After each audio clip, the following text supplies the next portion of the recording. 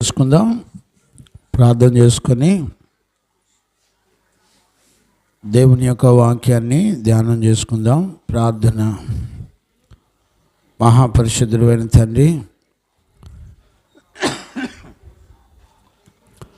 ఈ పునరుద్ధాన దినాన నీ బిడ్డలమైన మమ్మల్ని అందరినీ కృపతో జ్ఞాపకం చేసుకున్న అపారమైన నీ ప్రేమను బట్టి స్తోత్రాలు.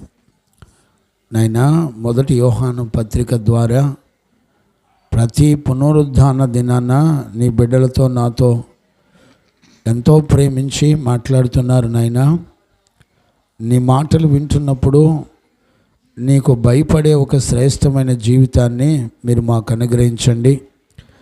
నీ సత్యమును గ్రహించున్నట్లుగా కృప దయచేయండి. నీ నామ ఘనత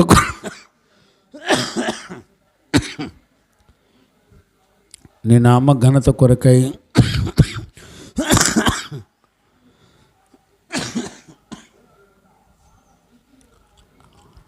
మమ్మల్ని అందరినీ మీరు దర్శించి మాతో మాట్లాడి మహిమ ఘనత ప్రభావములు మీరే పొందినందుకు కృతజ్ఞతాస్తుతులు చెల్లిస్తూ యేసయ్య నిన్ను అడిగి పొంది ఉన్నాము తండ్రి, ఆమేన్. ప్రార్థన ఆలకించి అడిగినవన్నీ పొందుకునే భాగ్యం ఇచ్చి నడిపించిన యేసయ్యకు స్తోత్రము చేయుదుము. స్తోత్రం స్తోత్రం స్తోత్రం స్తోత్రం. తండ్రి, కుమార, పరిశుద్ధాత్మ దేవునికి స్తోత్రము చేయుదుము. స్తోత్రం స్తోత్రం స్తోత్రం స్తోత్రం స్తోత్రం. ఆమేన్. చూడండి నాన్న, మనందరం కూడా మొదటి యోహాను పత్రికను ధ్యానం చేసుకుంటా ఉన్నాము. పరిశుద్ధాత్ముడు మనందరితో ప్రతి వారం ఆయన దయ చొప్పున బలమైన శక్తి కలిగిన స్వరాన్ని వింటూ ఉన్నాము. ఈరోజు కూడా మొదటి యోహాను పత్రికలో నుంచి మనందరం కూడా 6-7 వచనాలు ధ్యానం చేసుకుంటూ ఉన్నాము. మొదటి అధ్యాయంలో ఆ మాటలు మళ్ళొకసారి చదువుకొని ధ్యానం చేసుకుందాం. మొదటి యోహాను పత్రిక మొదటి అధ్యాయము 6-7 వచనాలు చదువుకుందాం. ఆయనతో కూడా సహవాసము గలవారమని చెప్పుకొని సహవాసము కలిగిన వారమని చెప్పుకొనుచు చీకటిలో నడిచిన ఎడల మనం అబద్ధమాడుచు సత్యమును జరిగింపకుందుము. మనమందరము కూడా అబద్ధమాడుతూ సత్యమును జరిగింపకుండా ఉందుము. అయితే ఆయన వెలుగులోనున్న ప్రకారము మనమును వెలుగులో నడిచిన ఎడల మనము అన్యోన్య సహవాసము గలవారమై యుందుము. అప్పుడు ఆయన కుమారుడైన యేసు రక్తము ప్రతి పాపము నుండి మనలను పవిత్రులనుగా చేయును. ప్రతి పాపము నుండి మనలందరినీ కూడా పవిత్రులుగా చేయును. చూడండి,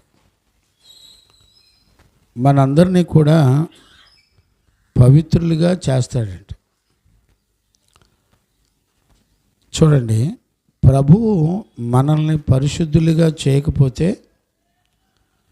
మనం ఎవరం కూడా పరిశుద్ధులుగా తీర్చబడలేము. ఇక్కడ ఈ టెక్స్ట్లో మనం ప్రాముఖ్యంగా గమనించవలసింది ఏంటంటే, దేవుడే ఒక వ్యక్తిని వెలుగులో నడిపించగలిగినటువంటి వాడు.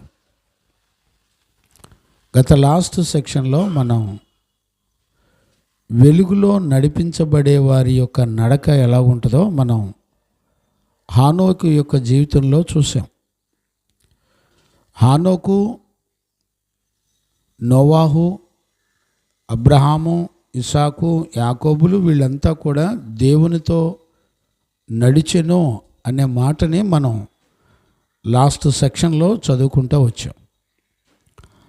ఈ వెలుగులో నడిపించబడేటప్పుడు మనం చదువుకున్న విషయాలు, మనం లాస్ట్ సెక్షన్లో చూసిన విషయాలు, ఆయన ముఖ కాంతిలో మన రహస్య పాపాలన్నీ కూడా కనబడతాయి.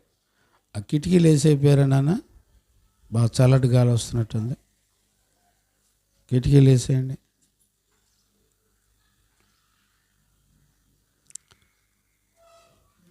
చూడండి,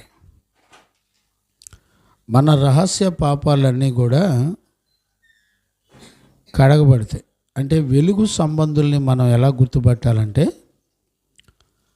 పాపములు కడగబడిన వారిగా దేవునితో కలిసి నడుస్తూ ఉంటారు. ఇప్పుడు మనందరికీ అర్థం కానిది ఏంటంటే, పాపములు కడగబడేటువంటి జీవితాన్ని మనం గుర్తుపట్టాలి. అప్పుడు పాపములు కడగబడి దేవుని చేత నడిపించబడుతున్నప్పుడు పాపం వలన వచ్చినటువంటి మరణము నుండి దేవుడు సంపూర్ణంగా విడిపించినట్లుగా,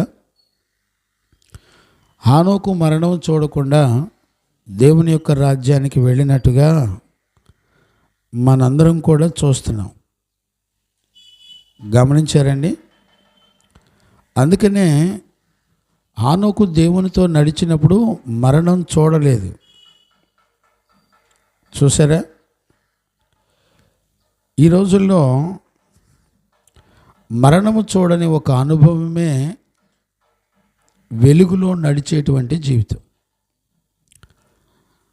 వెలుగులో నడిచినప్పుడు ఆయన గుణాలు, తేజో సంబంధమైనటువంటి ఆయన గుణలక్షణాలు మనలో ఉంటాయని దేవుని యొక్క వాక్యం చెప్తుంది. దేవునికి మహిమ కలుగునుగాక. Praise the Lord. హల్లెలూయా. అందుకనే మొట్టమొదట మనము వెలుగు సంబంధమైనటువంటి నడకను మనం గుర్తుపడితే, ఆ తర్వాత చీకటి సంబంధమైన పరిస్థితులు కూడా ఎలాగుంటాయో మనకు తెలుస్తుంది. ఇక్కడ లేఖనాల్లో మనం గమనించినప్పుడు 6-7 వచనాల్లో ఒక నడకను మనకి చూపిస్తున్నాడు దేవుడు. ఈ నడకలో 2 రకాల పోర్షన్స్ని మనం చూడవచ్చు ఇక్కడ. ఒకటి, తను తాను చెప్పుకునేటువంటి పరిస్థితులు. నేను దేవుని వెంబడిస్తున్నాను అని తను తాను చెప్పుకునేది. రెండవది, ఆయన వెలుగులో నున్న ప్రకారము మనము వెలుగులో నడిచిన ఎడల, అంటే ఒక మాదిరిని మనం చూస్తున్నాం.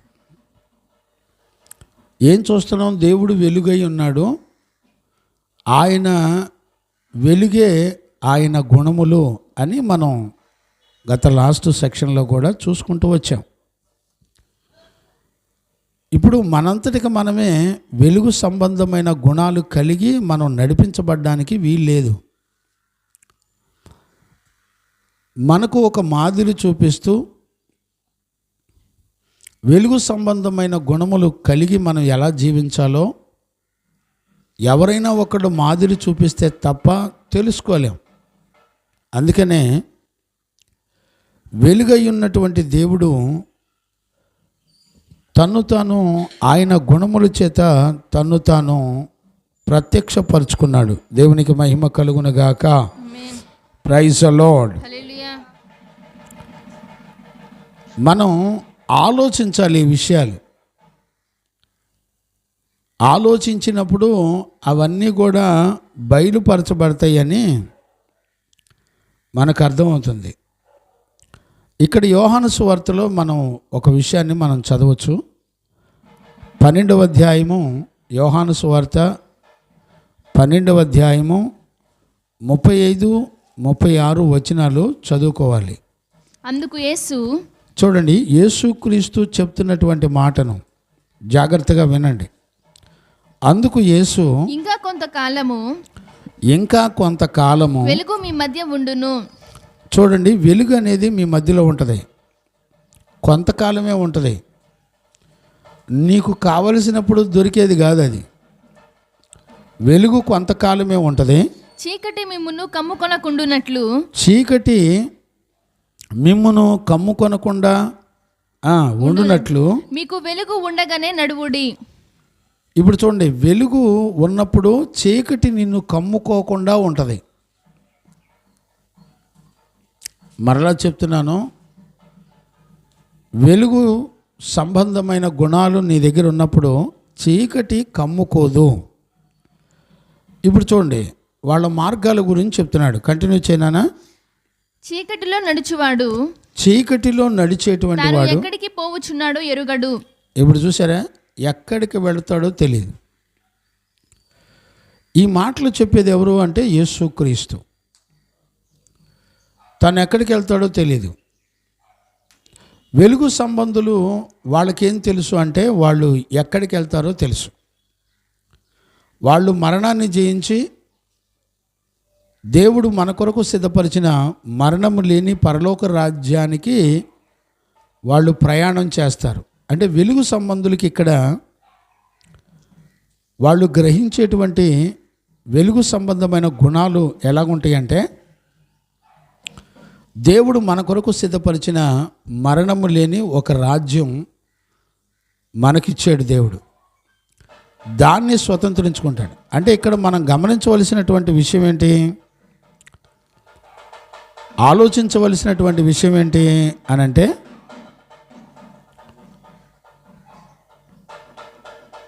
ఎవడాడు ఆవాజాన కొడుతున్నాడు?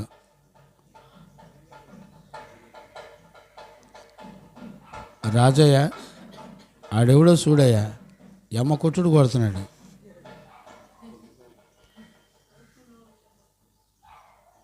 రే బాబు, అది వాయించేవాడు ఆయన ఏమంటారు, చంపేస్తున్నాడు. అసలు మన మీద ఆడిన అద్భుతమైన సౌండ్ పెట్టుకుని ఎమ్మ లాగుడు లాగుతున్నాడు. మనకు చేత కావట్లే. Praise the lord. ఈరోజు మనం ఆలోచించవలసినటువంటి విషయం ఏంటంటే, చీకటి సంబంధులు ఎక్కడికి వెళతారో తెలియదండి. ఇక్కడ మనం ఆలోచించవలసినటువంటి విషయం ఇది.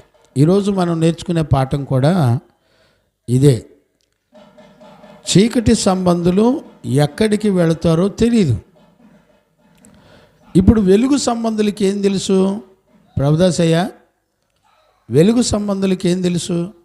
వెలుగు సంబంధులకి ఏం తెలుసు అంటే, వాళ్ళకి మరణం తర్వాత ఎక్కడికి వెళ్తారో వాళ్ళకి తెలుసు. చెవి గలవారు విందురుగాక. ఇక్కడ జాగ్రత్తగా గమనించండి. వెలుగు సంబంధమైన విషయాల్లో మనం ఎక్కడికి వెళతామో అంటే, ఈ శరీరాన్ని విడిచిపెట్టిన తర్వాత మరణంతోనే మన ముగింపు కాదు అనే సంగతి పరిశుద్ధ లేఖనాల్లో మనం చూడొచ్చు. మరణం తర్వాత ఇది ముగింపు కాదు. అంటే వెలుగు సంబంధులకి ఏం తెలుసు అంటే, మరణం తర్వాత యుగ యుగాలు దేవునితో కూడా ఉండేటువంటి శ్రేష్టమైన సంగతులు తెలుసు వాళ్ళకి. అంటే మరణం తర్వాత వాళ్ళు ఎక్కడికి వెళ్తారో వాళ్ళు ఎరిగి ఉంటారు అనేటువంటి విషయాన్ని మనం చూడొచ్చు. ఇక్కడ ఏమని చెప్తున్నాడు? చీకటిలో నడుచువాడు ఎక్కడికి వెళతాడో తెలీదు. వెలుగులో నడిచేవాడు ఎవడు అంటే విశ్వాసి. అక్కడ కంటిన్యూ చేయనా? చీకటిలో నడుచువాడు, చీకటిలో నడిచేటువంటి వాడు తాను ఎక్కడికి పోవుచున్నాడో ఎరుగడు. తాను ఎక్కడికి వెళుతున్నాడో అతనికి తెలీదు. మీరు వెలుగు సంబంధులగునట్లు, ఇప్పుడు చూడండి, మీరు వెలుగు సంబంధులగునట్లు మీకు వెలుగు ఉండగానే వెలుగునందు విశ్వాసం ఉంచునని వారితో చెప్పెను. ఇప్పుడు వెలుగు గుణాల్లో ఏం ప్రాముఖ్యత ఉంది అంటే, విశ్వాసం ఉంచాలంట. వెలుగు యందు విశ్వాసం ఉంచాలంట. మనం దేని యందు విశ్వాసం ఉంచుతాం? ఈరోజు మనం ఈ విషయాలు గనక గమనించకపోతే చాలా కష్టం అండి. వెలుగునందు విశ్వాసం ఉంచితే నిన్ను వెలుగులో నడిపించేది ఎవరు? వెలుగు సంబంధమైన గుణాల యందు విశ్వాసం ఉంచడం ద్వారా నువ్వు నిత్యమైన మహిమ కలిగిన పరలోక రాజ్యాన్ని నువ్వు ఎలా స్వతంత్రించుకుంటావు అనే విషయాలు నీకు తెలుస్తాయి. మరలా చెప్తున్నాను, జ్ఞానంగా అర్థం చేసుకోండి. వెలుగునందు విశ్వాసం ఉంచినప్పుడు ఆ వెలుగు నిన్ను ఎక్కడికి నడిపిస్తుందో చెబుతుంది. ఈరోజు నీ విశ్వాసం దేని మీదో ఈరోజు మనకు తెలియాలి. ఒక విశ్వాసం ఉంచటం వెనక వెలుగు పని చేస్తుంది అనే సత్యాన్ని గుర్తుపట్టాలి. ఇప్పుడు చూడండి, నిన్ను దేవుడు ఎలా పిలిచి వెలుగు గుణాలు నిన్ను ఎలా పిలుస్తాయో చూడండి. చదవండి నాన్న. 1 పేతురు పత్రిక 2వ అధ్యాయం 9వ వచనం చదవండి నాన్న. 1 పేతురు పత్రిక 2వ అధ్యాయం 9వ వచనం. అయితే మీరు చీకటిలో నుండి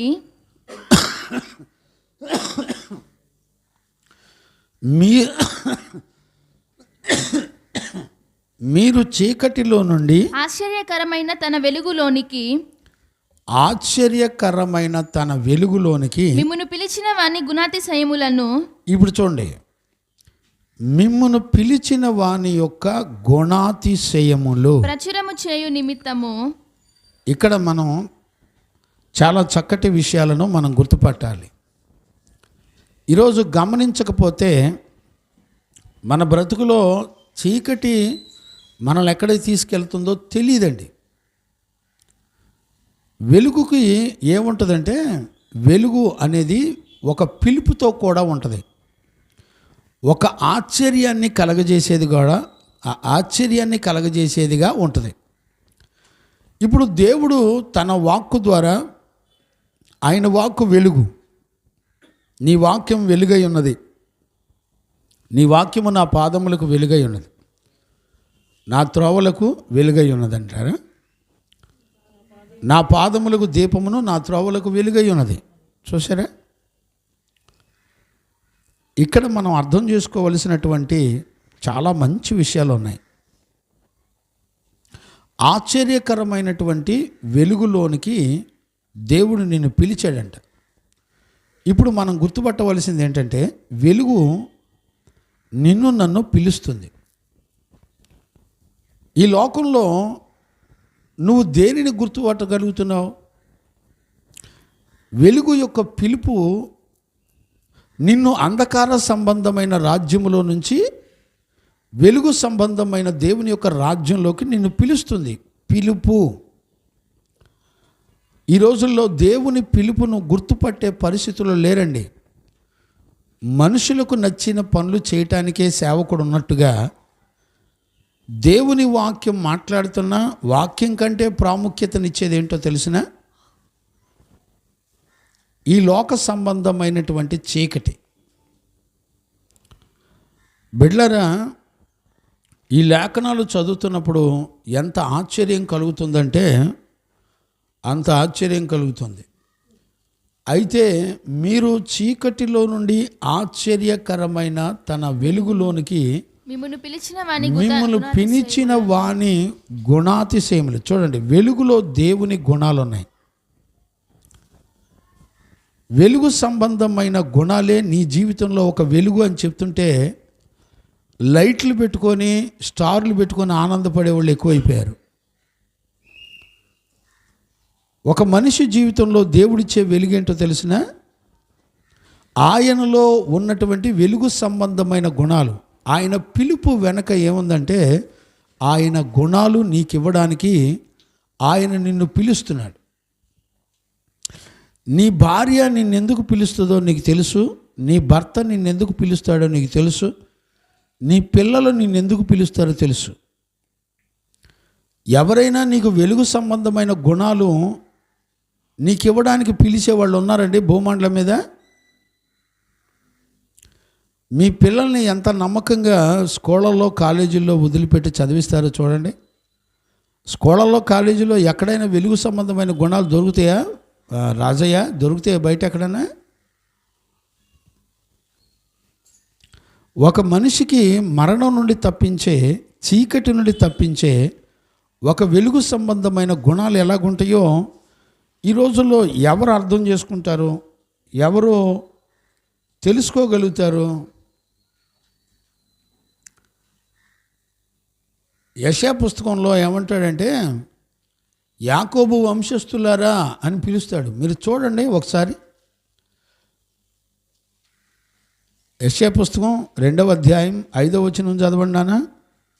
యెషయా పుస్తకం. యాకోబు వంశస్థులారా, యాకోబు వంశస్థులారా, రండి, మీరు రండి, మనము యెహోవా వెలుగులో నడుచుకుందాము. ఏమని పిలుస్తున్నాడు? మనందరం యెహోవా యొక్క వెలుగులో నడవాలి. రండి, మనందరం కూడా నడుద్దాం రండి. ఒకళ్ళని కాదండి, యాకోబు వంశాలను మొత్తాన్ని పిలుస్తున్నాడు దేవుడు. ఈ రోజున నిన్నే కాదండి, నీ ఇంట్లో ఎంతమంది ఉంటే అంతమందిని, నీ తల్లి తండ్రిని, నీ బిడ్డల్ని, నీ కొడుకు కోడళ్ళని, అందరినీ, ఎవరినైనా అందరినీ పిలుస్తున్నాడు ఆయన. ఏమని పిలుస్తున్నాడు? యెహోవా యొక్క వెలుగులో మనం నడుద్దాం రండి. కింద చదవండి, కంటిన్యూ చేయనా.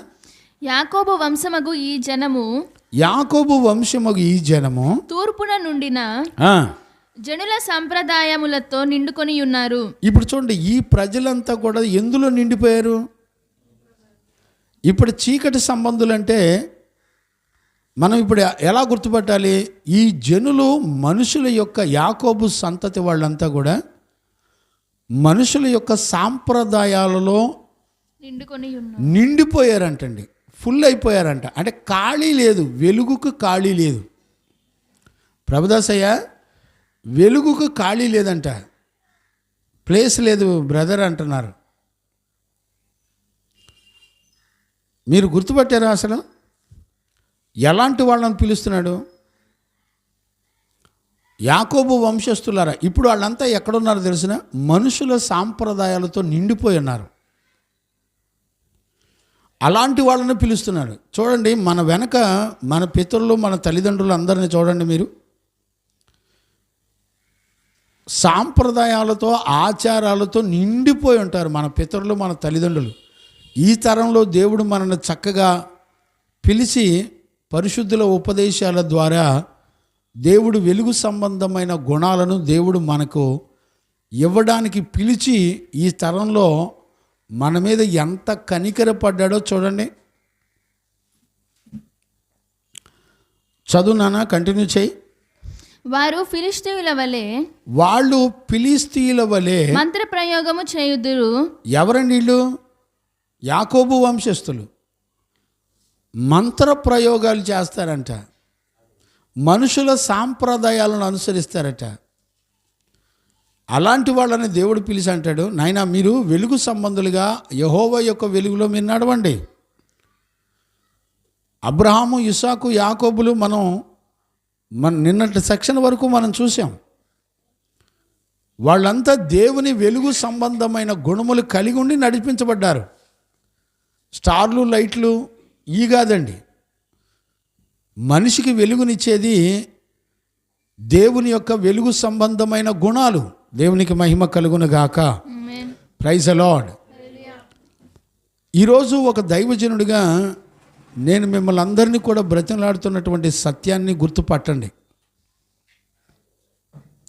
కంటిన్యూ చేయన్నా, అక్కడే కంటిన్యూ చేయి. అన్యజనులతో సహవాసము చేయుదురు గనుక, అన్యజనులతో వీళ్ళు సహవాసం చేస్తారు గనక నీవు వారిని విసర్జించి ఉన్నావు. నీవు వాళ్ళని విసర్జించి ఉన్నావు. నేను నిన్నటి దినాన ఒక పాస్టర్ గారి తల్లి గారికి సెరమనీ చేశారండి. నన్ను పిలిచారు. బరియల్ కార్యక్రమంలో కూడా కొన్ని విషయాలు గద్దించాను నేను వాళ్ళందరినీ. అలానే నిన్నటి దినాన ఉపదేశం ఇచ్చినప్పుడు వాళ్ళని అడిగాను, పాస్టర్ గారు పాపం ఆయన ఎలాంటి ఆచారాలు చేయడానికి ఒప్పుకోలేదు, కానీ వాళ్ళ చుట్టాలందరూ వాళ్ళ తల్లిగారి పెద్ద ఫోటో ఒకటి తీసుకొచ్చి అక్కడ పూలు పెట్టి దండలేసి అక్కడ లడ్డూలు స్వీట్లు పెట్టి, మరి ఆమె తింటదేమో నాకు తెలియదు, మరి పెట్టి అక్కడ పెట్టారు. మా దరిద్రానికి మళ్ళీ ఫస్ట్ మెసేజ్ మళ్ళీ నాకే ఇచ్చారు. నేను అన్నాను, ఇక్కడున్న వాళ్ళకి సువార్త చెప్పటమేమో కానీ ఆ ఫోటోలకు దండలేసినోడికి చెప్తున్నా వినండి అని చెప్పా. అక్కడ లడ్డులు పెట్టినోడికి చెప్తున్నా నీ వాక్యం వినండి అని చెప్పా. పిచ్చి వేషాలు వేయమాకండి. ఎలాంటి అన్ని జనులకి మీకు తేడా ఏముంది? ఒక పాస్టర్ గారి తల్లి విషయంలోనే మీరు ఇలా చేస్తే మరి మీరు ఇళ్ళ దగ్గర మిగతా విశ్వాసుల సంగతి ఏంటి? ఏం మాట్లాడతారు చెప్పండి? అక్కడ చెప్పాను, రామగుండం సురేష్ అయ్య గారు మహిమలోకి వెళ్ళినప్పుడు ఆయన పరిశుద్ధుడు, ఆయన నీతిమంతుడు. పాస్టర్లందరూ కలిసి ఆయన కటౌట్లు ఏంటి, ప్లాస్టిక్ ఫ్రేమ్ కటౌట్లు ఉంటాయి చూసారా? ఇప్పుడు అడ్వర్టైజ్మెంట్కి ఒక షేప్ కట్ చేసి పెడతారు చూడండి, ఒక వాషింగ్ మిషను. అట్లా చనిపోయిన మహిమలోకి వెళ్ళినటువంటి దైవజనుడి యొక్క ఫోటోల్ని అట్ట ఫ్రేములతో కట్ చేయించి మందిరంలో అక్కడ ఒక బొమ్మ, అక్కడ ఒక బొమ్మ, అక్కడ ఒక బొమ్మ పెట్టారండి. ప్రతి ఓడు మందిరంలోకి రావటం, ఆ బొమ్మ చూడటం, దండం పెట్టడం. ఒకడు వచ్చి పాస్టర్ గారు వచ్చి ఆ సురేష్ అయ్య గారి బొమ్మ దగ్గర దండం పెడుతూ ఫోటోలు దిగటం, మళ్ళీ ఆ ఫోటోలన్నీ బయట పబ్లిసిటీ చేయటం. నేను వాక్యం చెప్పేటప్పుడు ఆయన శిష్యులు అక్కడ ఎదిగేటువంటి పాస్టర్లు కూడా వచ్చారు అదే టయానికి. వాళ్ళలో ఒక ఆయన మొత్తానికి సీరియస్గా చూసి ఒక కార్డు ఇచ్చి ఫోన్ చేయి అన్నాడు, వెళ్ళిపోయాడు. ఇంకా చేయలే, చేస్తా ఇప్పుడు ప్రేయర్ అయిన తర్వాత చేస్తా.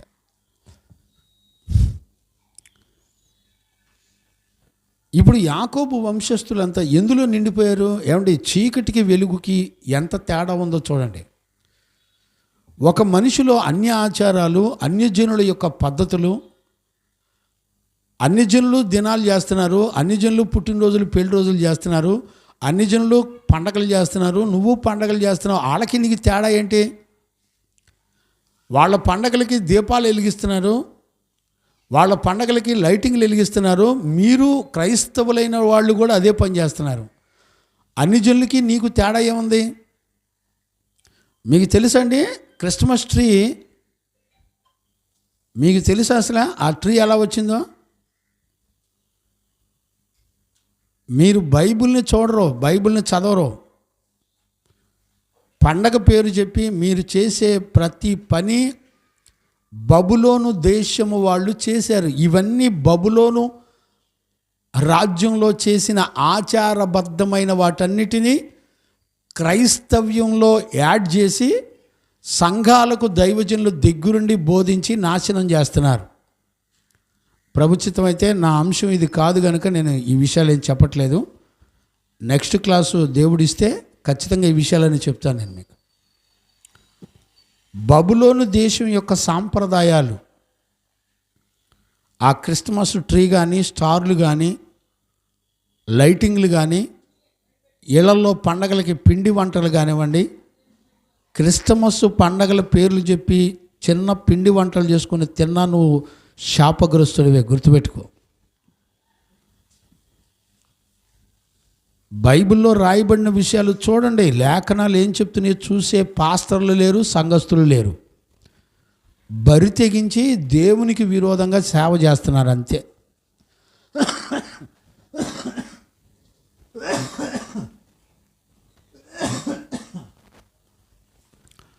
ఆలోచించేవాళ్ళు లేరు. ఇప్పుడు ఎవరిని పిలుస్తున్నాడు? ఎవరిని పిలుస్తున్నాడంటే ఆచారబద్ధమైన పద్ధతుల్లో, అన్యజనుల పద్ధతుల్లో. వీళ్ళంతా ఎవరు? యాకోబు సంతానం. ఏమండి, యాకోబు ఎవరు? దేవునితో పోరాడి గెలిచినటువంటి మహాపరిశుద్ధుడు. ఆయన గర్భంలో నుంచి పుట్టినటువంటి సంతానం మొత్తం ఏ పరిస్థితిలో ఉందో తెలిసిన?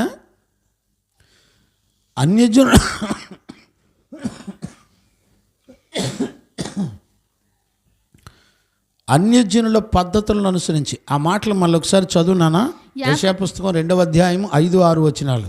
యాకోబు వంశస్థులారా రండి, రండి, మనము యెహోవా వెలుగులో నడుచుకుందాము. మనందరం కూడా యెహోవా యొక్క వెలుగులో మనం నడుచుకుందాం రండి. యాకోబు వంశములకు ఈ జనము తూర్పున ఉండిన జనుల సంప్రదాయములతో, చూడండి, తూర్పున ఉండిన జనుల యొక్క సాంప్రదాయాలతో నిండుకొని ఉన్నారు, నిండిపోయారండి. ఖాళీ లేదా? వెలుగుకు ఖాళీ లేదా? ఖాళీ లేదు. ఇప్పుడు వీళ్ళ హృదయాల్లో వెలుగు సంబంధమైన దేవుని గుణాలు ఇప్పుడు మనం ఇందులో చదువుకున్నాం కదా, 1 పేతురు పత్రిక 2:9. మళ్ళొకసారి ఆ వచనం కూడా చదువునానా? అయితే మీరు చీకటిలో నుండి వీరు చీకటిలో నుండి ఆశ్చర్యకరమైన తన వెలుగులోనికి ఏమండి ఒక గొప్ప ఆశ్చర్యాన్ని కలగజేసే ఒక వెలుగులోనికి మిమ్మును పిలిచిన వాని గుణాతిశయములను ఇప్పుడు చూడండి, మిమ్మును పిలిచిన ఆయన గుణాతిశయములను ప్రచురము చేయు నిమిత్తము ఏర్పరచబడిన వంశమును, మీరందరూ ఏర్పరచబడిన వంశమును, రాజులైన యాజక సమూహమును, రాజులైన యాజకుల యొక్క సమూహం. మీరంతా ఎవరు? యాజకులు. సంఘం ఎవరండి? ప్రభుదాసయ్య ఏంటి నిద్రపోతున్నా అంటే కళ్ళలో ఏమన్నా దర్శనాలు ఏమైనా చూస్తున్నావా? కళ్ళు మూసి కూడా వాక్యం వినొచ్చులే, కానీ ఎందుకైనా మంచిది. కళ్ళు మూస్తే మళ్ళీ ఎటో పోతాం. నా ఇంకా చూడరాదు, నీ అలవాట్లో వచ్చినట్టు ఉన్నాయి ఆడికి కూడా.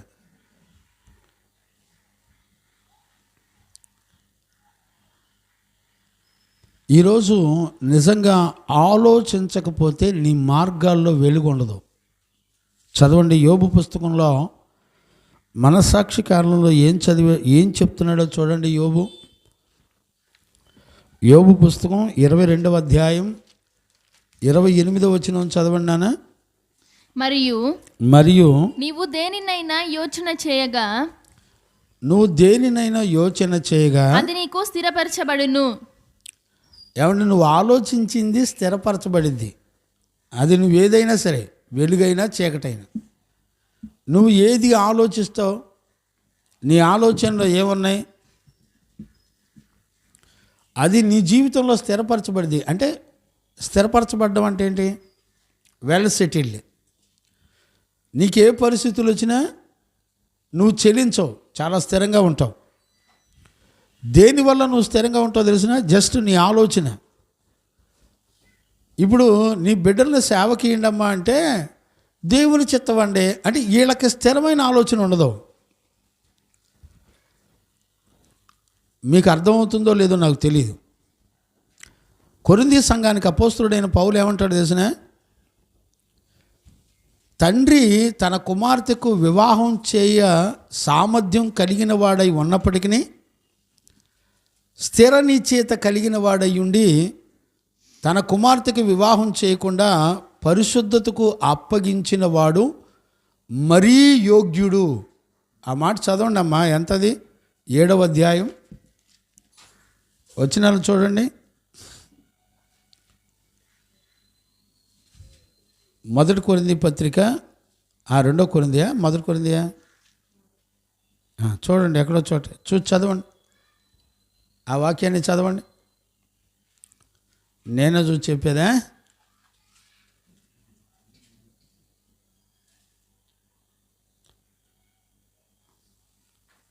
మా అమూల్యకు 100 సార్లు చదివి వినిపించినా కూడా ఎక్కడున్నాయో ఏ వచనాలు ఎక్కడున్నాయో తెలీదు.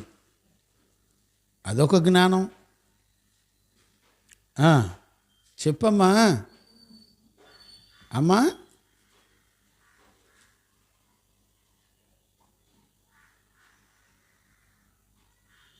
రెండవ కొరింథీ పుస్తకమా? 2 కొరింథీ 30. ఎవడైనను తన కుమార్తెకు పెళ్లి చేయనవసరము లేకయుండి అతడు స్థిరచిత్తుడును తన ఇష్ట ప్రకారం జరిపించుటకు శక్తి గలవాడునై ఆమెను వివాహం లేకుండా ఉంచవలెనని తన మనస్సులో నిశ్చయించుకొనిన ఎడల. చూసారా, నువ్వు నిశ్చయించుకున్నది స్థిరపరచబడింది. అతడు బాగుగా ప్రవర్తించిన వాడవుతాడట. దేవుని దృష్టికి బాగా మంచి ప్రవర్తన కలిగిన వాడుగా ఉంటాడంట. బాబన్న, నీ పిల్లల్ని దేవునికి ఇస్తావంటే ఏమంటారు? రాయపు గారి దగ్గర ట్రైనింగ్ అవ్వు, నీకు మంచి ప్రపంచంలో ఎవడికి లేని మేధావితనం చెప్తాడు ఆయన. ఈ విషయాలు యోబు చెప్తున్నాడండి. అప్పటికి యోబు దగ్గర ధర్మశాస్త్రం లేదు, పాస్టర్లు లేరు, సేవకులు లేరు, ప్రవక్తలు లేరు, ఎవ్వరూ లేరు. ప్రభుదాసయ్య ఎవరు లేరు. తన మనసులో దేవుని యొక్క కట్టడను ఎరుగుండి మాట్లాడుతున్నాడు యోబు. బాబు, నువ్వేదన్నా ఆలోచించి నీ మనసులో స్థిరపడ్డావా, స్థిర నిశ్చయిత కలిగి ఉన్నావా, అప్పుడేం జరిగిందో తెలుసా? చదువునానా 22-28 కంటిన్యూ చేయి. నీవు దేనినైనా యోచన చేయగా అది నీకు స్థిరపరచబడును. నీ మార్గముల మీద వెలుగు ప్రకాశించును. అది నీ మార్గాలన్నిటిలో వెలుగు ప్రకాశించింది. అంటే నువ్వేం కోరుకోవాలి? నేను వెలుగుకు, లేకపోతే వెలుగు సంబంధమైన గుణాలు నేను నా పిల్లలు కలిగి జీవించాలి అని వెలుగు సంబంధమైన గుణాలకి నిన్ను నీ పిల్లల్ని అప్పగించడానికి నీ మనసు స్థిరపరచుకుంటేనంట అది నీకు వెలుగు సంబంధమైన గుణాలుగా మార్చబడతాయి. ఏమండి, యోబుకి ఎలా తెలుసు? యోబు మనస్సాక్షిని నడిపించిన దేవాది దేవుడు ఎంత, చూడండి, మనస్సాక్షి కాలంలో యోబుకు ఎంత చక్కటి జ్ఞానాన్ని ఇచ్చాడు. ఈ రోజున ఆలోచించే తల్లిదండ్రులు ఉన్నారండి. ఏమంటే దేవుని చెత్తవండి అంటాం. దేవుని చెత్తవండి, మరి చదివిటవా? నువ్వు కలెక్టర్ అవ్వాలరా, ఇంజనీర్ అవ్వాలరా, ఉద్యోగం చేయాలరా అని ఆ తలంపు ఎవరిది? నీదా ఆడదా? ఇదేమో నీ ఇష్టం. దేవుడు అంటాడు, ఒక వెలుగు సంబంధమైన గుణాలు ఎలాగుంటాయంటే, నీలో ఆలోచించి ఒక స్థిర నిశ్చయిత నువ్వు కలిగి ఉంటే అవే వెలుగు సంబంధమైన గుణాలు. దేవునికి మహిమ కలుగును గాక. ఇప్పుడు వెలుగు సంబంధమైన గుణాల్లో దేవుని పిలుపు ఉందని గుర్తుపట్టాలి. ఇప్పుడు నువ్వు రాజులైన యాజక వంశముగా ఆయన గుణాలను ప్రచురం చేయడానికి నిన్ను అంధకార సంబంధమైన అధికారంలోని దేవుడు నిన్ను వెలుగులోనికి పిలిచాడు. ఇప్పుడు మీరు గనుక చూడగలిగితే చూడండి నాన్న, కొలస్సీ పత్రికలో 1వ అధ్యాయం 12-13 వచనాలు చదవండి నాన్న. కొలస్సీ పత్రిక 1వ అధ్యాయము 12-13 వచనాలు చదవండి. అందుచేత ఈ సంగతులు వినిన నాట నుండి మేమును మీ నిమిత్తము ప్రార్థన చేయుట మానక మీరు సంపూర్ణ జ్ఞానమును మీరు నానా కొలసి 1:12-13 రైట్ 13లో కంటిన్యూ చేయలే నాన్న. మీరు సంపూర్ణ జ్ఞానమును ఆత్మ సంబంధమైన వివేకమును గలవారును ఆయన చిత్తమును పూర్ణముగా గ్రహించిన వారునై ప్రతి సత్కార్యములో సఫలులగుచు. ఏంటన్నా ఆయన మనలను అంధకార సంబంధమైన రైట్ చదువులేనా 13లే మనకు కావాల్సింది. రైట్ కంటిన్యూ చేయనా. ఆయన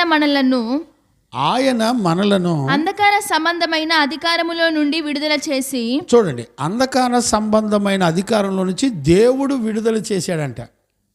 నేనేమంటానంటే అంధకార సంబంధమైన అధికారం, చూడండి, అంధకారం ఒక చీకటి, దానికంటే మన మీద ఒక అధికారం ఉందంట. ఆ అధికారం నుంచి విడిపించగలిగింది ఎవరు? దేవుడు. ఇప్పుడు చూడండి, అంధకార సంబంధమైన అధికారములో నుండి విడుదల చేసి ఎలా విడిపిస్తాడు? విడుదల చేయటం అంటే అర్థం ఏంటి? ఎలా విడిపిస్తాడు? ఒకసారి యోచించండి, ఆలోచించండి. ఆలోచించి నీ మనసు స్థిరపడకుండా ఏది కూడా నువ్వు పొందుకోలేవు. మనస్సాక్షి కాలంలో యోబు ఏమంటాడో అదే 22వ అధ్యాయంలో చదవండి నాన్న. 30వ వచనాన్ని చదవండి. యోబు పుస్తకం 22వ అధ్యాయం 30వ వచనం చదవండి నాన్న. నిర్దోషిని కానివాడినైనను ఆయన విడిపించును. ఎలా విడిపిస్తాడు ఆయన? ఇప్పుడు ఒక వ్యక్తి నిర్దోషి కాదు, అతను ఎవరు అంటే దోషి అని, లేకపోతే పాపి. అయితే అలాంటి వాడిని కూడా దేవుడు విడిపిస్తాడంట. ఎలా విడిపిస్తాడు ఆయన? చదువు. అతడు నీ చేతుల శుద్ధి వలన ఇప్పుడు చూడండి, ఒక మనిషినంట దేవుడు ఆయన చేతులతో శుద్ధి చేస్తాడంట. శుద్ధి వలన విడిపించబడును. ఇర్మియా యేస్కేల్లో అంటాడు, తల్లి గర్భంలోంచి పుట్టిన తర్వాత రక్తపు మరకలన్నిటిని కడిగి శుభ్రం చేసినట్టుగా నేను మిమ్మల్ని శుద్ధి చేస్తాను అని రాశాడు. మీకు అర్థమైందో లేదో నాకు తెలియదు. ఆయన చేతులతో శుద్ధి చేయబడిన వాడు మాత్రమే వెలుగు సంబంధమైన గుణాలు కలిగినవాడు. ఇప్పుడు మనం ఇంకా పాపులమని చెప్పుకుంటున్నాం అంటే అర్థం ఏంటి? దేవుడు నిన్నింతవరకు కడగలేదు అని అర్థం. దేవుడు నిన్నింతవరకు శుద్ధి చేయలేదు అని అర్థం. ఆయన గినక నిన్ను శుద్ధి చేస్తే అంధకార సంబంధమైన అధికారము నుండి నిన్ను విడిపిస్తాడు. అంటే ఒక వ్యక్తిని దేవుడు ఎలా విడిపిస్తాడు అంటే, అంధకార సంబంధమైన గుణాల నుండి ఆయన చేతులతో నిన్ను కడిగి పరిశుద్ధపరిచి, మనం కొత్త నిబంధనలు ఏం చదివాము? యేసు రక్తం ప్రతి పాపముల నుండి మనలను కడిగి పవిత్రపరుచును. నేనేమంటానంటే, ఇంతవరకు దేవుడు నిన్ను కడగట్లేదంటే అర్థం ఏంటి? నువ్వింతవరకు ఆయన పిలుపును నువ్వు ఏమాత్రం కూడా లక్ష్యం ఉంచట్లే. నిన్ను పిలిచిన ఉద్దేశం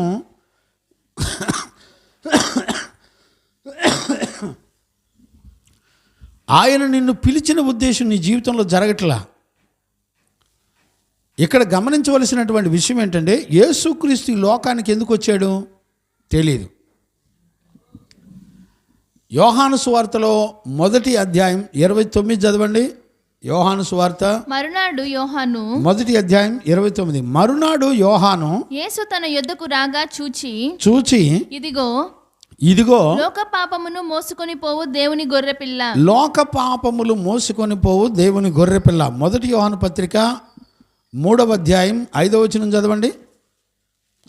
1 యోహాను పత్రిక 3వ పాపములను తీసివేయుటకై ఆయన ప్రత్యక్షమాయనని మీకు తెలియను. ఆయన ప్రత్యక్షమయ్యాడా, పుట్టాడా? ప్రత్యక్షమయ్యను అంటే తన్ను తాను మన మధ్యలోనికి వచ్చెను. ఏమండి, ఆయన ఏం చేయడానికి ఈ లోకంలోకి వచ్చాడు?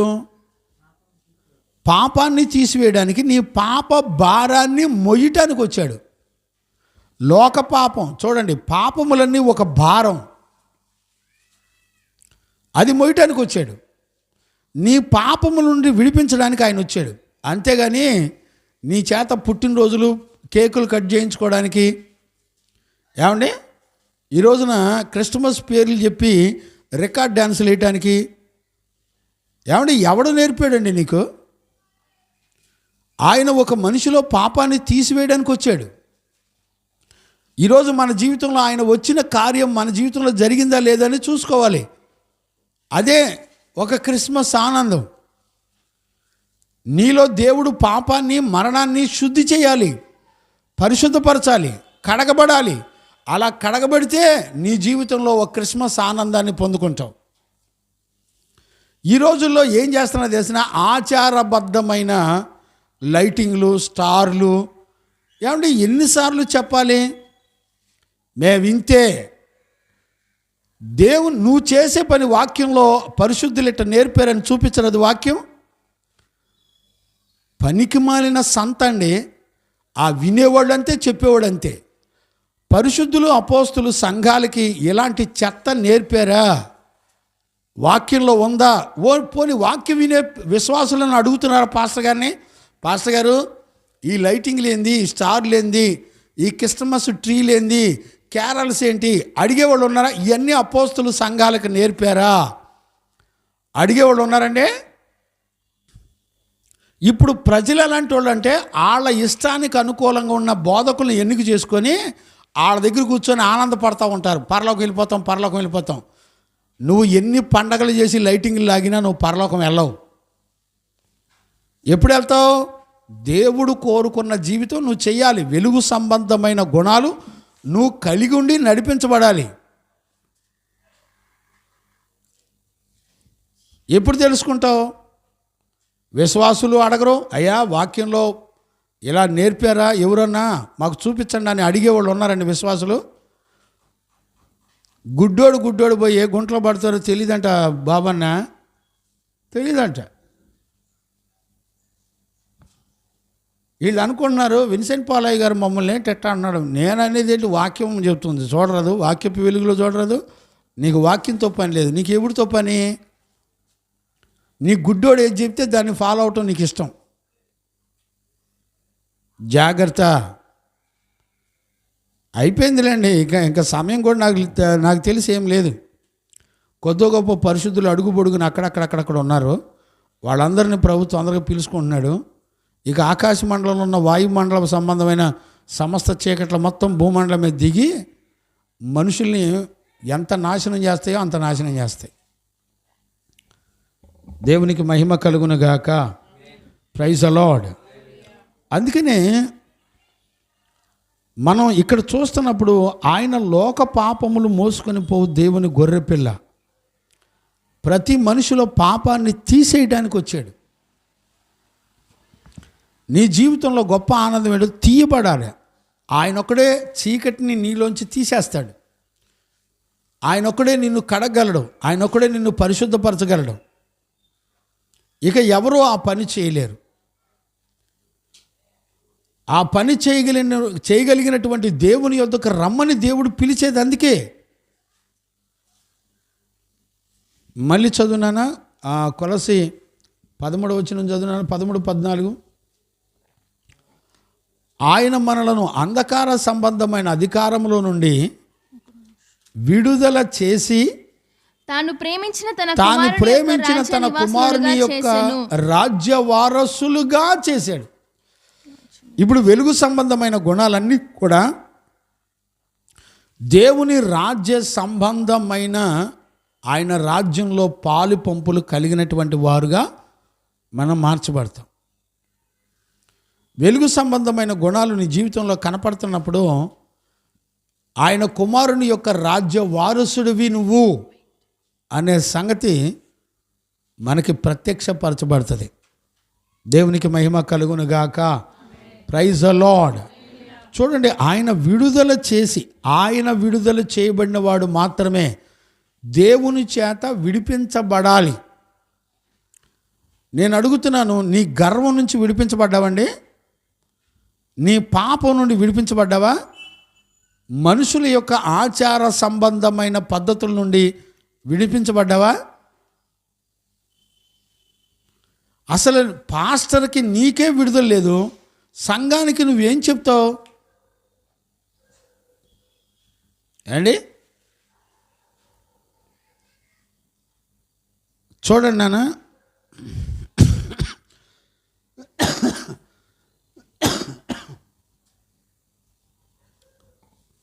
చదవండి నాన్న. 1 తెస్సలోని పత్రిక 1వ అధ్యాయము 9-10 వచనాలు చదవండి నాన్న. మీ యొద్ద జాగ్రత్తగా అర్థం చేసుకోండి వాక్యాన్ని. మీ యొద్ద నాకెట్టి ప్రవేశము కలిగెను అక్కడి జనులు మమ్మను గూర్చి తెలియజెప్పుచున్నారు. మమ్మల్ని కూర్చి తెలియజెప్తున్నారు జనులు. ఏమని చెప్తున్నారు? మరియు మీరు విగ్రహములను విడిచిపెట్టి, చూసారా ఏమని చెప్తున్నారు? ఆచార సంబంధమైన అన్యజనుల పద్ధతుల యొక్క విగ్రహములను విడిచిపెట్టి జీవము కలిగిన వాడును సత్యవంతుడునగు దేవునికి దాసులగుటకును దేవుడు మృత్యుములో నుండి లేపిన దేవుణ్ణి మృతులలో నుండి లేపిన యేసును అనగా రాబోయేటువంటి ఉగ్రత నుండి మనలను తప్పించుచున్న ఆయన కుమారుడైన యేసు. ఇప్పుడు ఎక్కడెక్కడి నుంచి తప్పించాడు ఆయన? ఇప్పుడు అపోస్తులకి ప్రవేశం జరిగినప్పుడు, వాళ్ళ మధ్యలో అపోస్తులు చేర్చబడినప్పుడు, ఆ సంఘ పిల్లలు అపోస్తులను తెస్సలోని సంఘంలోకి చేర్చుకున్నప్పుడు వాళ్ళలో కలిగిన మార్పు ఏంటి?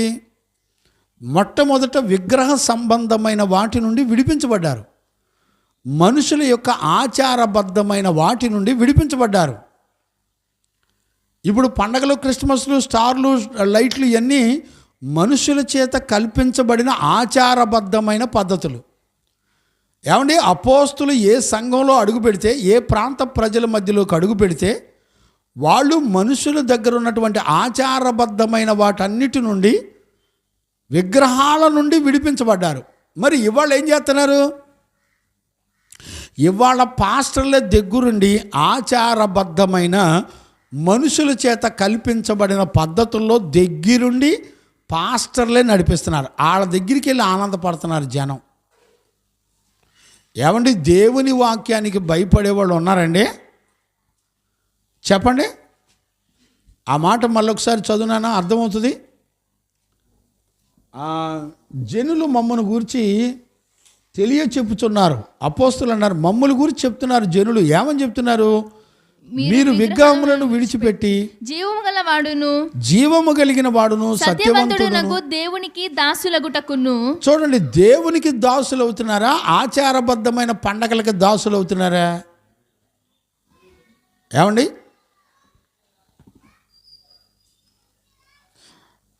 నేను పలుమార్లు చెప్పట్లేదండి. ప్రతి పత్రికలో ఇలాంటి చెత్తంతా రాయించాడు దేవుడు. ఇలాంటి చెత్తల నుంచి అపోస్తులు అడుగు పెడితే ఆ ప్రాంతాల్లో, వాళ్ళ జీవితాల్లో, ఆ ప్రజల్లో ఇలాంటి మానవ కల్పితమైన పద్ధతుల నుంచి వాళ్ళు విడుదల పొందారని ప్రతి పత్రికల్లో ఉన్నాయి. మీరు చూడండి, ప్రతి పత్రిక చదవండి. ఏది చదివినా కొత్త నిబంధన సువార్తల దగ్గర నుంచి, 4 సువార్తల దగ్గర నుంచి ప్రకటన గ్రంథం వరకు ఏది చదివినా దుర్బోధలను, అబద్ధ బోధకుల నుంచి సంఘాన్ని గద్దించి ఎలా విడిపించారో అన్నీ ఎక్కడ చూసినా అయ్యే. కొత్త నిబంధన మొత్తం అయ్యే. చూసేవాడు లేడు, అర్థం చేసుకునేవాడు లేడు. ఏమండి, నేను రెఫరెన్స్ చెప్పకుండా చెప్తున్నాను మీకు. దేవునికి మహిమ కలుగునుగాక. మృతులలో నుండి లేపిన యేసును అనగా రాబో ఉగ్రత నుండి మనలను తప్పించుచున్న ఆయన కుమారుడైన యేసు పరలోకము నుండి వచ్చునని ఎదురు చూచుటకును మీరెలాగూ దేవుని వైపునకు తిరిగితిరో, వీరు ఎలాగూ దేవుని వైపు తిరిగితిరో ఆ సంగతి వారే తెలియజేయుచున్నారు. ఆ సంగతి వాళ్ళే చెప్తున్నారు. ఇప్పుడు ఈ సంగతులు ఇవాళ సంఘాల్లో మనుషులు ఏం చెప్తున్నారు? మేము క్రిస్మస్, సెమీ క్రిస్మస్ భలే చేసాం తెలుసా, మేము పండగలు భలే చేసాం తెలుసా. వేల కోట్ల రూపాయల ఆచారబద్ధమైన మనుషులు కల్పించిన పద్ధతులకు ఖర్చు పెడుతున్నారండి.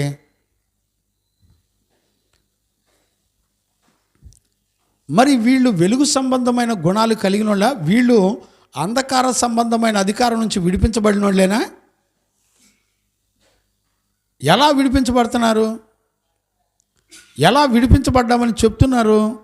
ఏం చెప్తామండి, మనం ఏం మాట్లాడతాం? ఏమీ అనలేం. బైబిల్లో చక్కగా రాయబడిన ఒక విషయాన్ని నేను జ్ఞాపకం చేస్తాను, చదవన్నానా. వెలుగు సంబంధమైన గుణాలు కలిగిన వ్యక్తులు ఎలాగుంటారో చూడండి. 112వ కీర్తన 4వ వచనాన్ని చదవన్నానా. 112వ కీర్తన యథార్థవంతులకు 4వ వచనాన్ని చదవండి. యథార్థవంతులకు చీకటిలో వెలుగు పుట్టును. ఏమండి, యథార్థవంతులకు చీకటిలో వెలుగు పుట్టిద్దంట. ఎబినేజరయ్య, మన ప్రభుదాసయ్య, యథార్థవంతులకంట చీకట్లో కూడా వెలుగు పుట్టిద్దట. మనం ఇప్పుడు యథార్థవంతులు ఎట్టుంటారు? ఎట్ట చెప్తావు? ఏ బళ్ళోకి వెళ్తే చెప్తారు? మీ పెద్ద అబ్బాయి దగ్గరికి వెళ్తే చెప్తాడా? మీ కోడల దగ్గరికి వెళ్తే చెప్తారా? యథార్థవంతులు ఎట్టుంటారా కొడుక అని అడుగు, చెప్తాడేమో. ఏం కృపారాజ్, నిన్ను అడిగితే చెప్తావా? మీరు నువ్వు పనిచేసే హాస్పిటల్లో అడిగితే చెప్తారా? వదినమ్మా, యథార్థవంతులు ఎలాగుంటారో మీ స్కూల్లో చెప్తారా? బాబానే ఎవరైనా చెప్తారా? ట్రైనింగ్ ఇస్తారా? ఎవడన్నా పిలవండి. యథార్థవంతులకి చీకట్లో వెలుగు పుట్టిందంట. ఇప్పుడు చూడండి, యథార్థవంతులు ఎలాగుంటారో చెప్తున్నాడు అక్కడ కింద. కంటిన్యూ చేయనా. వారు కటాక్షమును. ఇప్పుడు చూసారా? ఇప్పుడు యథార్థవంతులు దగ్గర ఏముంటుందంటే కటాక్షం ఉంటుందంట. కటాక్షం అంటే ఏంటి?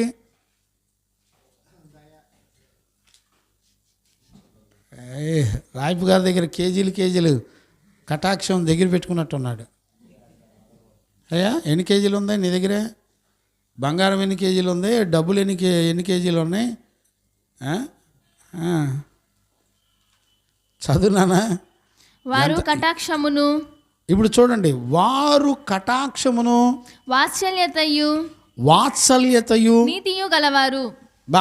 ఎన్ని ఉన్నాయంట? 3 గుణాలు ఉన్నాయండి. వాళ్ళు ఎలాంటి వాళ్ళు చెప్తున్నాడు. యథార్థవంతులు ఎలాగుంటారో చెప్తున్నాడు. ఏమని చెప్తున్నాడు? 1, వాళ్ళు కటాక్షం కలిగి ఉంటారు, వాళ్ళు వాత్సల్యత కలిగి ఉంటారు, నీతియు గలవారు. నీతి కలిగి ఉంటారంటయ్యా. వీళ్ళకంట ఈ కటాక్షము వాత్సల్యత నీతి కలిగిన వాళ్ళలో ఏముంటుందో తెలిసిన? వీళ్ళు యథార్థవంతులు. వీళ్ళకంట చీకటి చుట్టూ ఉన్న వాళ్ళకు మాత్రం వెలుగు కలిగిద్దంట. ఈ మాట ఎలాంటి ప్రత్యక్షత కలిగిందో తెలుసండి? మీరు ఊహించగలుగుతారా? ఆలోచించగలుగుతారా?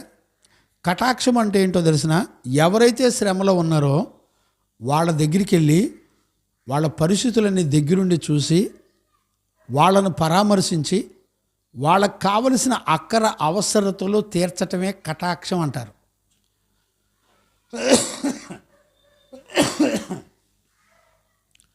ఈ కటాక్షం కలిగిన మనసు ఎవరిలో చూడొచ్చో తెలిసిన?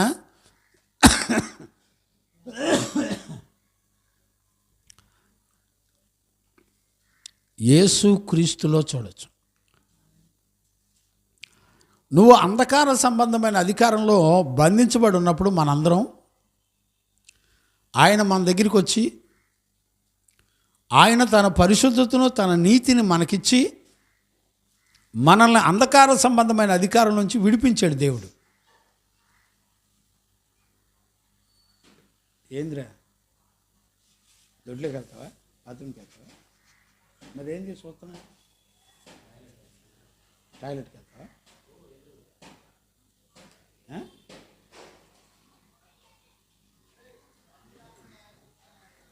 ఇప్పుడు జాగ్రత్తగా అర్థం చేసుకోండి. దేవునికి మహిమ కలుగును గాక. Praise the lord. ఇప్పుడు కటాక్షం అంటే ఏంటి? ఇప్పుడు ఏమండి? కటాక్షం అంటే నువ్వు ఇప్పుడు అంటే మీకు ఎట్ట చెప్పాలి చూడండి. ఒక అరణ్యంలో బావిలో పడిపోయావు, మనుషులు తిరగని ప్రాంతం, బావిలో పడిపోయావు. లోతుగా ఉంటుంది బావి, నీళ్లు లేవు, అక్కడ పడ్డావు. నిన్ను విడిపించాలి. ఎవడైనా పైనుంచి నిన్ను పైకి లాగుతారా? లేకపోతే ఎవడైనా నువ్వున్న దగ్గరికి వస్తారా? నిన్ను విడిపించేవాడు నువ్వున్న దగ్గరికి వస్తారా? మన దేవుడు ఎలాంటోడు తెలిసిన? నువ్వెంత ఘోర పాపంలో ఉన్నా, పాప యొక్క శాపంలో నువ్వున్నా, నువ్వు ఎక్కడ ఉంటే అక్కడికి వచ్చి నీ దగ్గర కూర్చొని ఆయన గుణాలు నీకు నేర్పి నీ కలిగినటువంటి ఆ ఊబిలో నుంచి, దొంగ ఊబిలో నుంచి, ఆ బావిలో నుంచి ఆయన దిగొచ్చి నిన్ను విడిపించి కాపాడతాడు. అదే దాన్నే కటాక్షము అని అంటారు. మీకు 41వ కీర్తన చెప్పినప్పుడు నేను చెప్పాను ఇవన్నీ. మరి ఎంతవరకు గుర్తుంటుంది? మీరు విని వెళ్ళిపోతారు తప్ప మరలా విని జ్ఞాపకం చేసుకునే అలవాట్లు మరి ఎంతమందిలో ఉంటాయో నాకు తెలియదు. నేనేం చెప్పగలుగుతాను? అర్థమైందండి? దేవునికి మహిమ కలుగును గాక. Praise the lord. వాత్సల్యం అంటే ఏంటి? వాత్సల్యం అంటే ఏంటి? వాత్సల్యత అంటే తల్లి తన బిడ్డ మీద చూపించేదే వాత్సల్యత అంటారు. చూడండి, బిడ్డ ఎలాంటి వాడైనా, అందహీనుడైనా, కుంటోడైనా, గుడ్డోడైనా, తల్లి మాత్రం వాడి కొరకు ప్రాణం పెట్టేస్తుంది. మీరు గుర్తుపట్టండి, నేను తణుకు ప్రాంతంలో పరిచర్యకి వెళ్ళానండి. ఆ ప్రాంతంలో ఒక తల్లి నా దగ్గరికి వచ్చింది.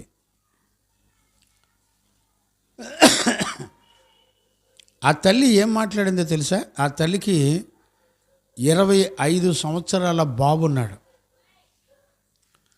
Mentally defective. అతను నుంచున్న ప్రాంతంలోనే యూరిన్కి బాత్రూమ్కి వెళ్ళిపోతాడు. తనకే స్పర్శ తెలీదు. ఆ తల్లి అంటది 25 సంవత్సరాలుగా వాడికి బాత్రూము, వాడికి మోషన్స్ పడుతూ, వాడిని శుభ్రం చేస్తూ, వాడిని అవసరమైనప్పుడల్లా ఆ అమ్మ నడిపి మీద ఎక్కించుకొని మందిరం దగ్గరికి తీసుకొని వెళ్ళి ఏదో ఒక రోజున దేవుడు నా బిడ్డను కనికరిస్తాడని ఎదురు చూస్తుందండి.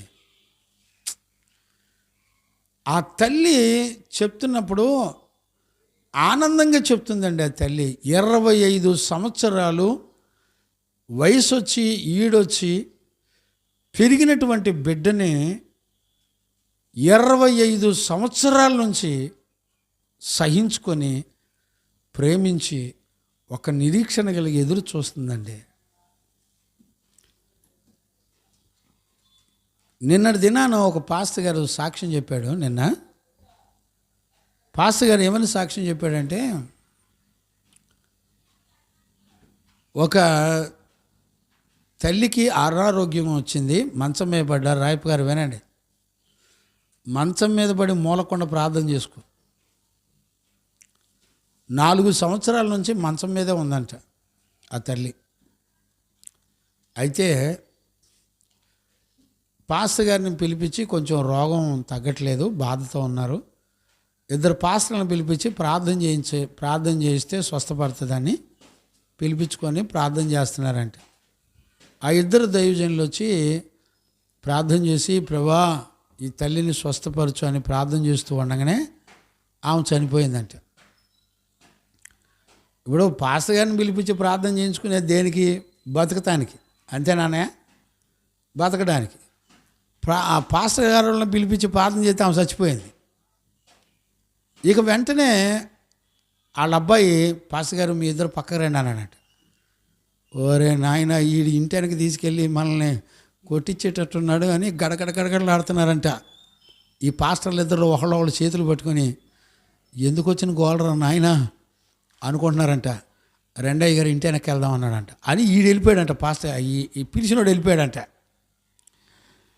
ఇక ఏం చెప్పాలో అర్థం కాక మెదలకుండా వీళ్ళు కూడా బయలుదేరి ఇంటి వెనక్కి వెళ్ళారంట. ఇంటి వెనక్కి వెళ్ళిన తర్వాత చెరొక 10,000 కానికిచ్చి, 4 ఏళ్ళుగా బాధపడుతున్నాను పాస్టర్ గారు, మీరు ప్రార్థన చేయగానే చచ్చిపోయింది, మీకు నిండా వందనాలని చెప్పి తల ఒక 10,000 చేతిలో పెట్టి ప్రార్థన చేయించుకొని, రేపు 3వ రోజు ప్రార్థన కార్యక్రమం పెట్టుకుందాం గారు, తప్పకుండా రండి అన్నాడట. ఎందుకని రాయపు గారికి బాగా అర్థం అవ్వాలి. ఎందుకని 4 సంవత్సరాలు బెడ్ మీద ఉన్న ఆ శ్రమను భరించలేక ఎప్పుడు చచ్చిపోద్దా అని ఎదురు చూస్తున్నారు. ఈ లోపల పాస్టర్ గారు వచ్చి ప్రార్థన చేయగానే చచ్చిపోయింది.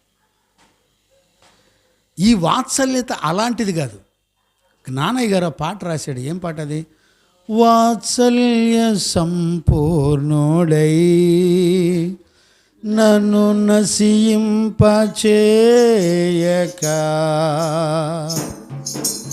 వాత్సల్య సంపూర్ణుడై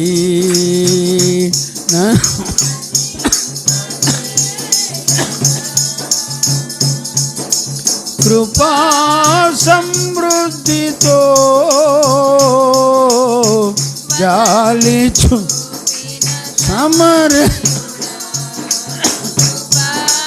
సమృద్ధితో జాలి చూపిన సమరయుడా, ప్రాణము పెట్టిన కనికరుడా, ప్రాణము పెట్టిన కనికరుడా, నీ కృపా నిత్యముండును, నీ కృపా నిత్యముండును కాక, నీ కృప వినాలని మందలో చేర్చితివి, నీ స్వరం వినాలని మందలో చేర్చితివి, నీ సేవకుని సంతానము నశించిపోదని, అది నిత్యము నీ ఎదుట నిలచునని, నీ సేవకుని సంతానము నశించిపోదని, అది నిత్యము నీ ఎదుట నిలచునని, నీ కృపా నిత్యము రమందుర లక్ష్యబల కనందుర, నీ కృపా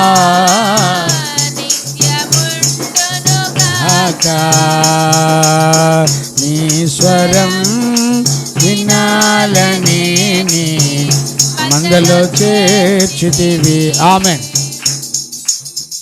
గుర్తుపెట్టారండి? ఏం గుణాలు కావాలంట? నీకు చీకట్లో కూడా వెలుగు ప్రకాశించాలంటే నీ దగ్గర ఏముండాలి తెలిసిన? ఏం చెప్తాను చెప్పండి? ఆయన కటాక్షం ఉండాలి, ఇతరులను కటాక్షించే మనస్సాక్షి ఉండాలి. ఏమండి? ఇతరుల మీద వాత్సల్యత చూపించాలా?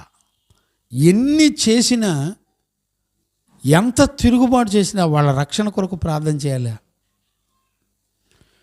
మూడోది ఏంటో తెలిసిన? నీతి గలవారుగా ఉండాలంట. అప్పుడేంటో తెలిసిన? ఒకవేళ చుట్టూ చీకటి అంధకారం కమ్మినా ఆయన నీకు వెలుగుగా ప్రకాశిస్తాడు. దేవునికి మహిమ కలుగునుగాక.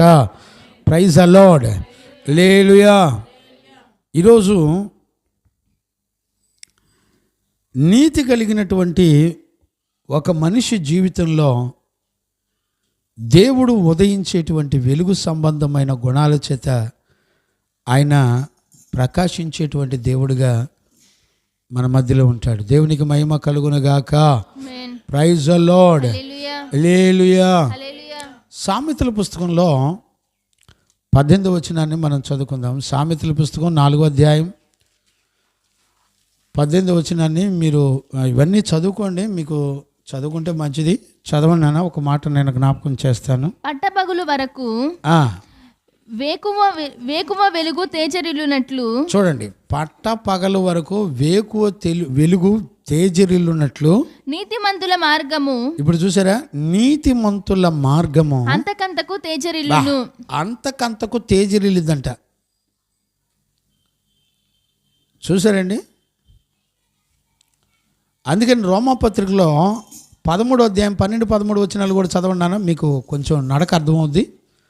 రోమాపత్రిక 13వ అధ్యాయం రాత్రి చాలా గడిచి 12-13 వచనాలు. రాత్రి చాలా గడిచి పగలు సమీపముగా ఉన్నది గనుక, పగలు సమీపంగా ఉంది కాబట్టి మనము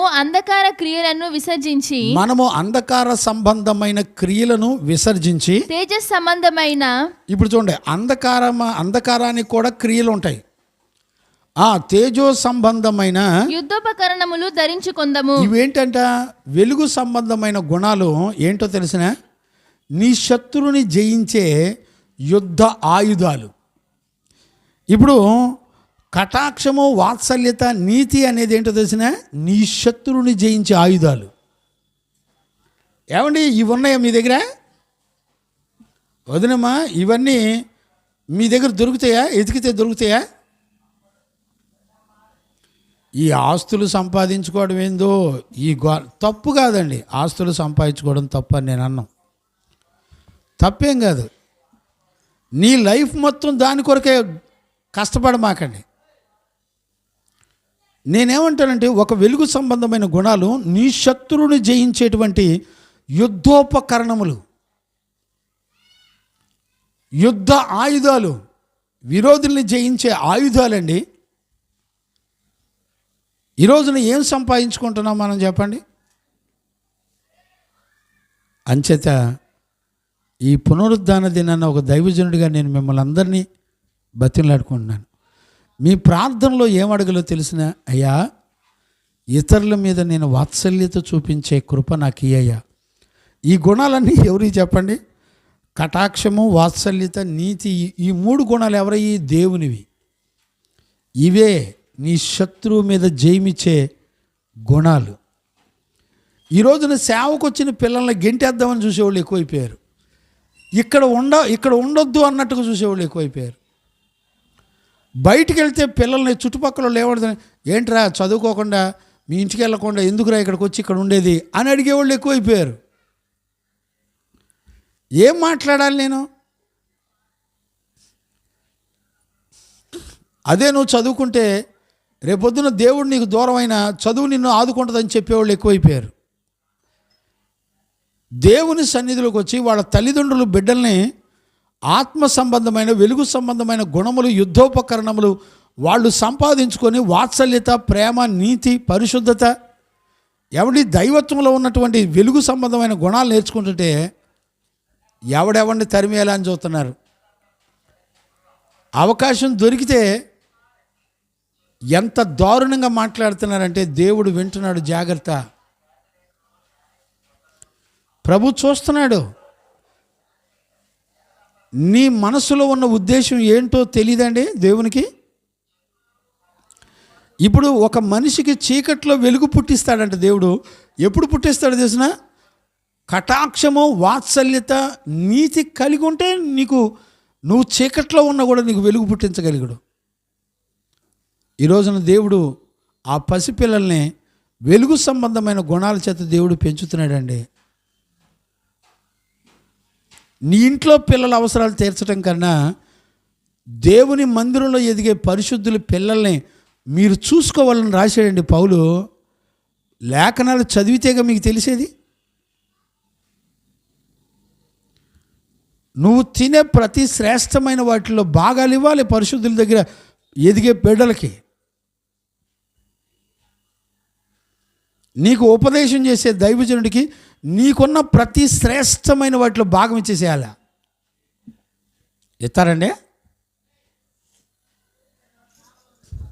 కనుక అంధకార సంబంధమైన అధికారంలో నుంచి దేవుడే నిన్ను నన్ను విడిపించేవాడు.